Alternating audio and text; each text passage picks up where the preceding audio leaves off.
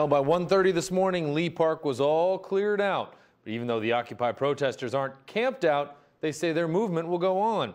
Only on CBS 19, Frankie Jupiter spoke with some of those protesters who were arrested overnight. Frankie? Dan, I spoke to some of those protesters who were arrested last night in Lee Park about what's next, and is this the end since Lee Park is no longer an option to camp out in. They're driving around and they're passing Lee Park and they're seeing that the occupation isn't there anymore.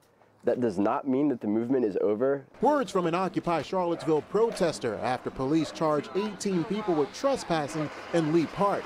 Protester Veronica Fitzhugh faces a trespassing charge along with indecent exposure after taking her clothes off. Occupies everywhere!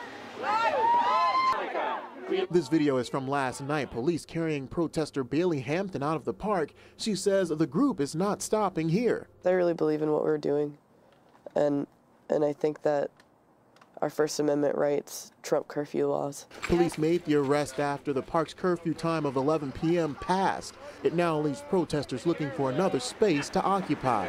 The free speech wall definitely seems like where we're headed next. The First Amendment monument sits on the downtown mall, and according to this sign posted by the city, that option of setting up shop is a no-go and warns occupiers not to set up tents or other structures.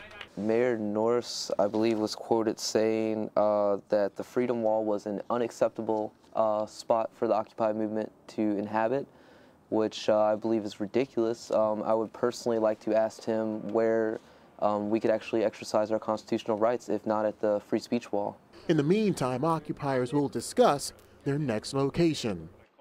Occupy Charlottesville protesters are meeting as we speak at the Freedom of Speech wall to discuss the next place they want to occupy. Live in the Newsplex, Frankie Jupiter, CBS 19 News.